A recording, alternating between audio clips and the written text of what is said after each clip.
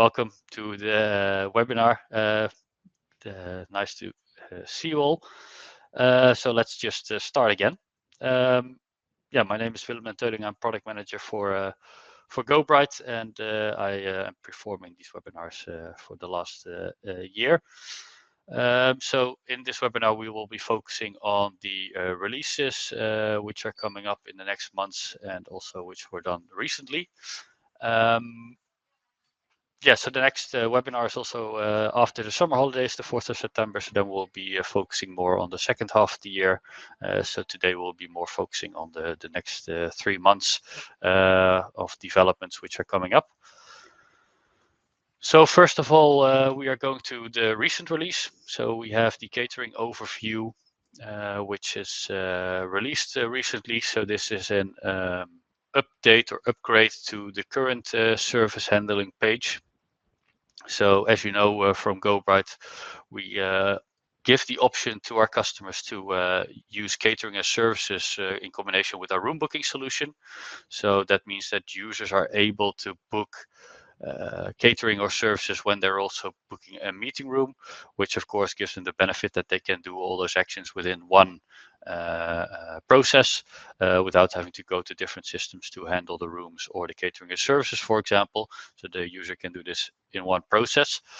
When those requests come in, we also have the service handling part. So also the catering and services or facility management can then also accept or decline this request, and also make sure they go through the process of open and ready, but also to complete it or canceled if needed. We got feedback from our customers in the recent years that the service handling page could use some updates.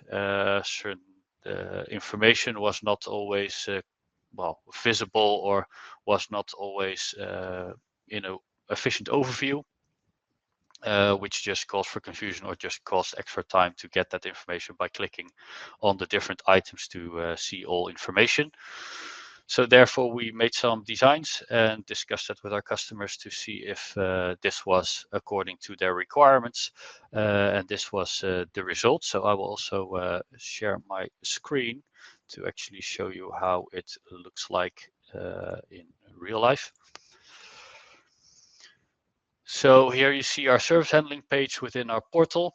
This is where the catering services or facility management can actually manage the different requests. So as you can see, we're here in the pending request, and you see what's been requested by certain people. You see what has been requested and for what time and to what location.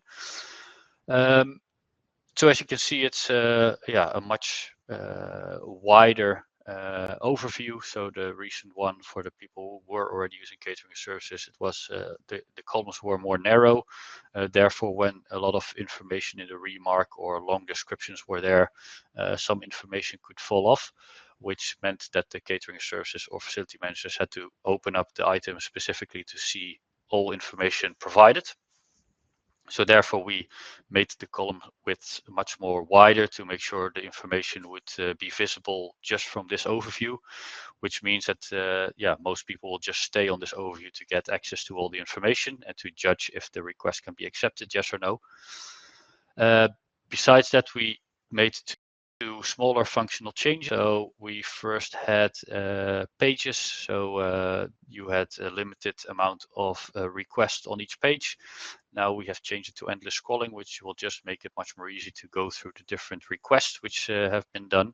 And also, if it's a bigger meeting with a lot of requests, then it can still stay on one page. And we changed the sorting on the bookings compared to the delivery time. So before this, everything was based on the delivery time.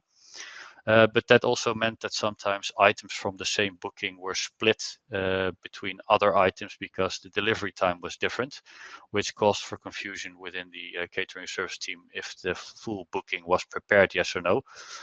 Therefore, from that feedback, we made sure that the bookings were now, the requests are now grouped per booking, which just gives a clear overview of what's requested for that booking.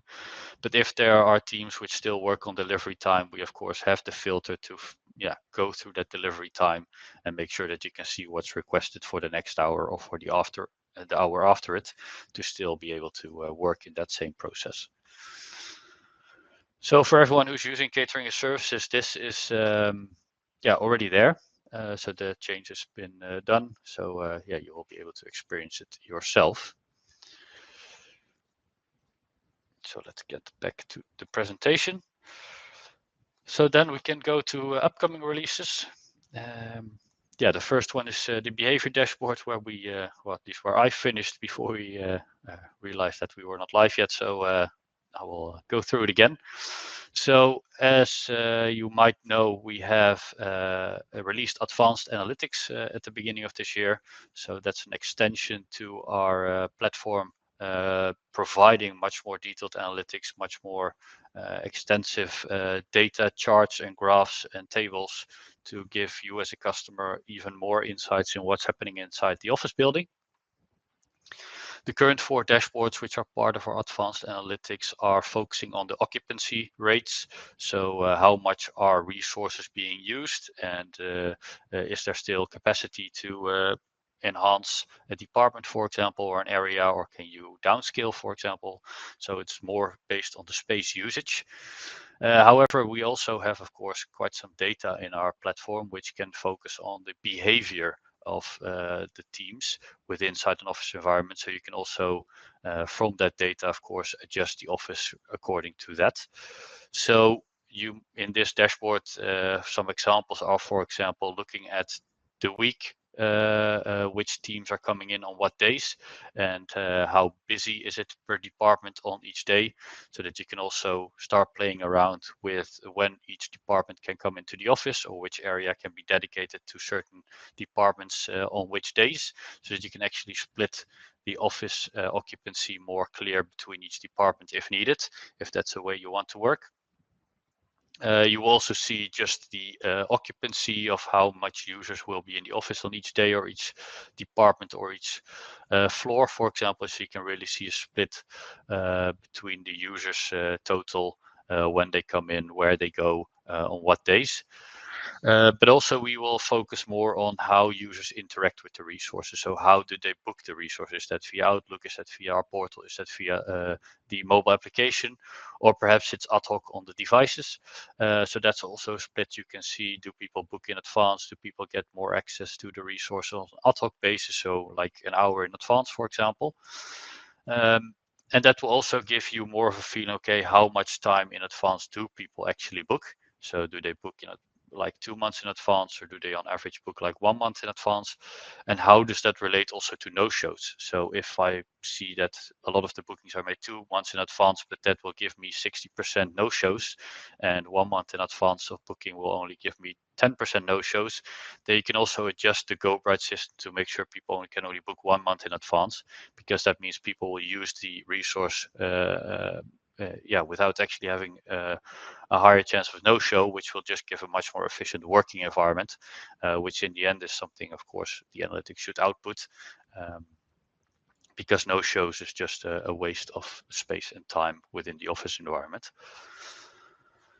So this is the dashboard which will be added to the advanced analytics. So if you're currently already using the advanced analytics, this will be added to your analytics in the coming weeks. And otherwise, if you're interested, of course, we also have trial accounts, and otherwise feel free to contact our sales department to get access to the advanced analytics.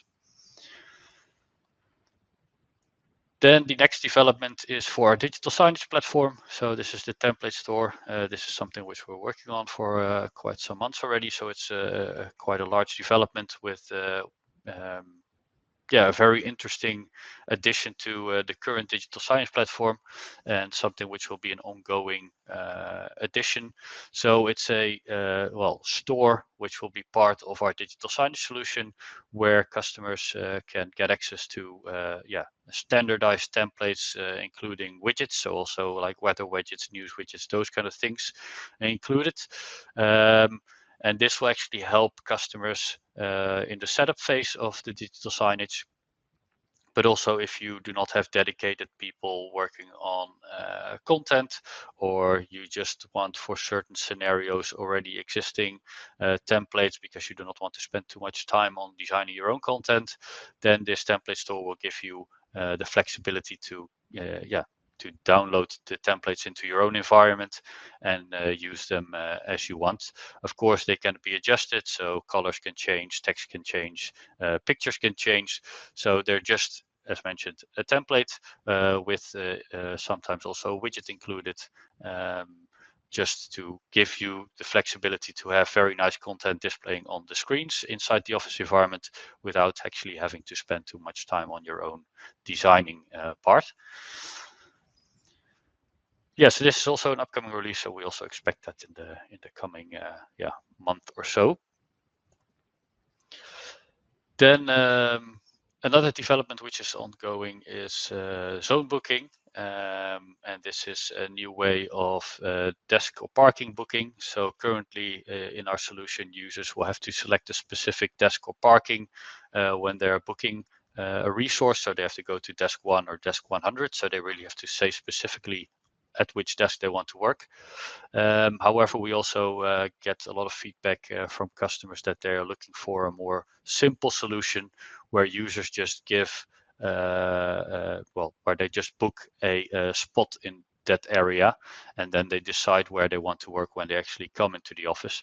So they will just say, I want to be in the marketing department, I want to be on floor 1, or I want to be in building A. And then the capacity just goes down by 1. And then when they come into the office, then they actually decide where to want to work, which will just make the process for the user much more efficient, because the booking process is already quicker, but also when they're in the office, they do not have to search for the specific desk that they're working at. They can just work at a desk they see which is free, which will just help them get access to their working environment much more quick, which will help them be much more efficient. The zone booking will be part of the desk and parking licenses, and it can be used in combination with also the current way of booking. So you can have one floor or one area where you use zone booking next to also specific desks which can be booked. This can be done, of course, that you have certain desks which have specific amenities which need to be booked by certain people, but the rest of the workstations have, for example, just a generic setup, which doesn't then matter where people will work, so they just book it as in the zone.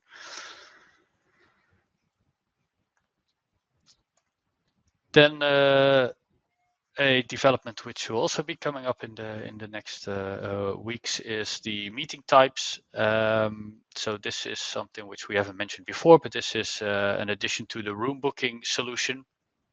And this will be a big benefit for our customers which are using people inside the office who manage the meeting rooms. So if you have receptionists who need to book for other people, if you have, for example, a meeting team or a facilities team which need to manage the rooms for the users, or that there's not enough capacity and sometimes urgent meetings have priority over other meetings which will start within a short time frame.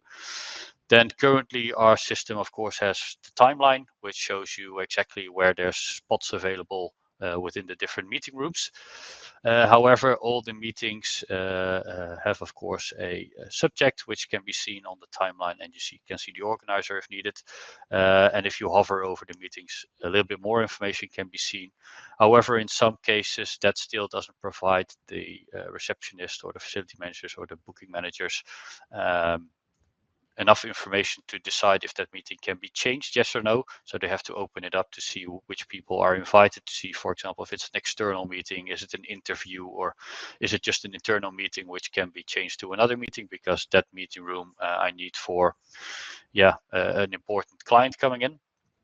So therefore, we will be adding meeting types, and this is a field which can be customized. So each customer can decide what meeting types they have. It's of course not, it's an optional field. So if you do not want to use it as a customer, you feel free to leave it out, but you can use it. You can also require it for your users to preset this when they're creating a booking. But that means that they can then decide that they want to have, for example, they need to decide if the room is an internal or an external meeting, or it's just a project meeting, or those kind of things. And when they actually decide what meeting type their meeting is, this also is then color coded in the timeline and also in my bookings, all bookings, and the approval list. which will make it much more easy for the managers to actually see what types of meetings are happening inside the office environment to also make the necessary changes more efficient compared to the current way of working.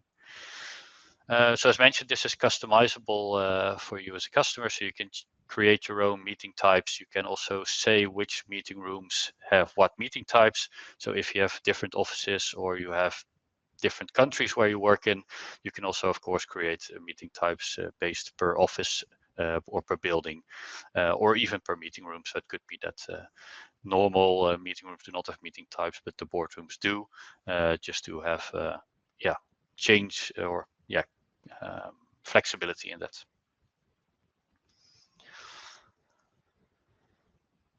Then some ongoing developments. So another one which is also important next to the meeting types is also the on behalf booking for meeting rooms. So currently we have customers who are doing this in a way with delegated mode in Outlook. So if you have an integrated scenario with Outlook and you give people a delegated authority to your calendar, they can book in your name.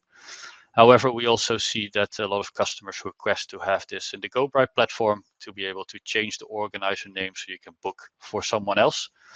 So this is something which will be added as well. The important part there is, of course, if I, for example, make a booking for my colleague, that other people still need to know that I have created the booking. So therefore, it's perhaps a little bit hard to see, but we have added also some information who actually created the booking compared to who's the organizer of the booking, so that if they're catering a services or a visitor or perhaps another booking manager has to make some adjustments, that they know which person to contact because they're actually the person who was responsible for the creation of the booking and not the organizer, so that they, for example, do not talk to the CEO about this booking because he's not aware because the PA made the booking, for example. So this will also be a user role, which you can enable yes or no, so people are allowed to book for other people or not. So therefore, you can also still have control over who is able to do this within the GoBright platform.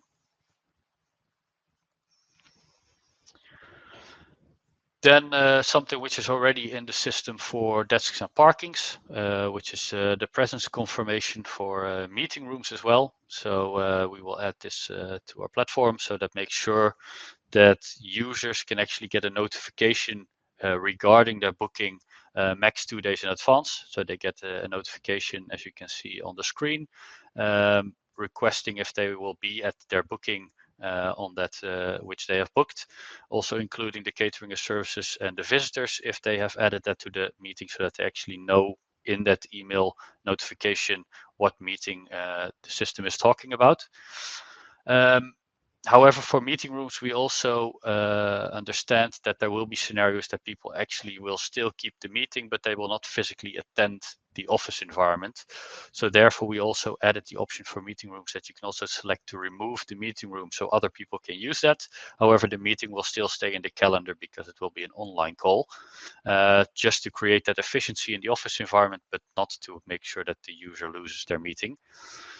And besides it, we will also be adding a new feature to the whole presence confirmation, so also to desks and parkings, which is also a request from some of our customers, is to be able to actually disable the option that when people do not respond in time, to not delete the meeting then. So currently the way of working with desks and parkings is that you preset a time frame where this notification is sent. And then of course you can see that you can confirm until like 7:30 the next day, for example. But currently the way of working is that when people do not respond before that time frame, then the meeting is automatically deleted, because then we just say, okay, you did not confirm, so we remove the meeting or the desk or parking, so other people can book it still in advance. However, we also understand for meeting rooms that that can be annoying, because sometimes people have made a reoccurring booking for their team, then they're on holiday, and if they do not respond in time, then that booking will be deleted, which isn't necessarily true. So therefore, we will create an option to enable or disable that functionality. And then we will also add that for desks and parkings at the same time, because we also see with some customers that they also do not want to automatically delete then that booking. But they do want to give that notification in advance so people can still confirm, but if they do not do anything with the notification, the booking will still be there. And the main benefit here, and that's of course also explained already during the desk and parking development, is with a no-show, the efficiency rate is lower than giving a notification in advance, because if a no-show happens, that's actually at the moment the resource becomes available, which means you also need someone at that specific moment who needs access to a resource like that, which in most cases doesn't actually happen. So that means that the no-show still causes a empty room or an empty parking spot or an empty desk for that time frame. So being able to provide the option for the user to decline that booking already in advance gives other people much more chances of booking that already, which just creates a much more efficient working environment as well.